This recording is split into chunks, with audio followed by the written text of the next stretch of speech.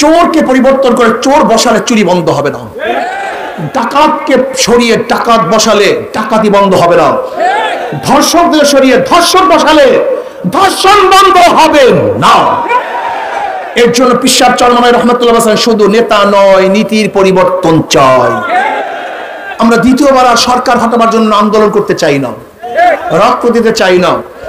আমরা এমন এক সরকার গঠন করব যা আল্লাহকে ভয় করে, চুরি করবে না, ইফতিজিং করবে না, 100 ধর্ষণের পরে সেঞ্চুরি পালন করবে না, যারা আবরারকে হত্যা করবে না, যারা খুন করবে না, গুম করবে না, ধর্ষণ করবে না, ডাকাতি করবে না, পরের মাল লুটপাট করবে না, এমন এক শাসক যদি আমরা বসাতে পারি যার মধ্যে আল্লাহর ভয় আছে, জনাবে মুহাম্মদ রাসূলুল্লাহ সাল্লাল্লাহু আলাইহি ওয়াসাল্লামের সব যার চেহারার মধ্যে আছে যে নবী আলাইহিস সালাতু ওয়াসাল্লাম নেতা মানে তার আদর্শকে বাস্তবায়ন করার চেষ্টা করে, এমন এক নেতা যদি বসাতে পারি তাহলে বাংলাদেশের প্রত্যেক মানুষ শান্তি পাবে, কুলিরা শান্তি পাবে, মজদুররা শান্তি পাবে, জেলেরা শান্তি পাবে, পুরুষরা শান্তি পাবে, মহিলারা শান্তি পাবে, মুসলমানরা শান্তি পাবে, হিন্দুরা শান্তি পাবে, খ্রিস্টানরা শান্তি পাবে ইনশাআল্লাহ। এজন্য আসুন কুলি, মজদুর, শ্রমিক, তাঁতি সবের অধিকারকে ফিরিয়ে দিই। আমার নফরত লাগে, আমার দুঃখ লাগে গরিবদের দিকে তাকালে, গরিবদের দিকে তাকালে আমার খুবই কষ্ট লাগে। এই কপাল পরা খসরাত দুনিয়া ওয়াল আখিরাহ, দুনিয়াও বরবাদ আখিরাতও বরবাদ।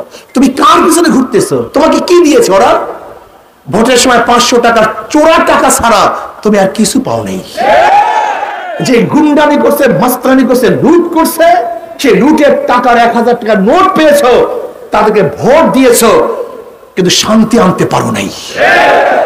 এবার ভোটের সময় অবৈধ টাকা নিও না, হক্কানি আল্লাহ ওয়ালাদেরকে ক্ষমতায় বসাও। তোমার খাদেম হিসেবে তারা কাজ করবে, তোমার প্রভু হিসেবে তারা কাজ করবে, যারা আত্মসাৎ করবে না, তোমার টাকা ভক্ষণ করবে না, তোমার অধিকার তোমাকে ফিরিয়ে দিবে।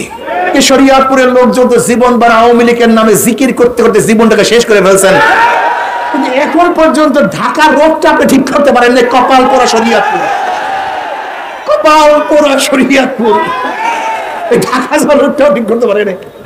অথচ জীবন বার মারো নৌকায়, পিটাও নৌকায়, দেও নৌকায়, এবার নৌকায় না থানে না, হাতে মারো ইনশাআল্লাহ, হাত পাখায় মারো, ভোট অধিকার বাস্তবায়ন হবে, তোমাদের চাহিদা পূর্ণ হবে, যেখানে বৈষম্য দূর হয়ে যাবে, সাম্য, মানবিক মর্যাদা এবং সামাজিক ন্যায় বিচার প্রতিষ্ঠিত হবে ইনশাআল্লাহ।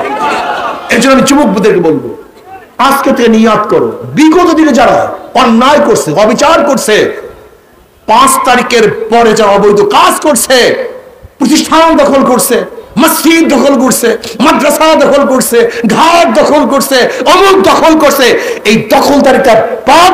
ইসলাম হুকুমতের জন্য আজ থেকে হাত পাকা বারকাকে ভোট দাও, কাজ করো, তোমাদের অধিকার প্রতিষ্ঠা হবে ইনশাআল্লাহ। কি রাজি আছেন ইনশাআল্লাহ? কি যুবকরা কাজ করবো তো ইনশাআল্লাহ?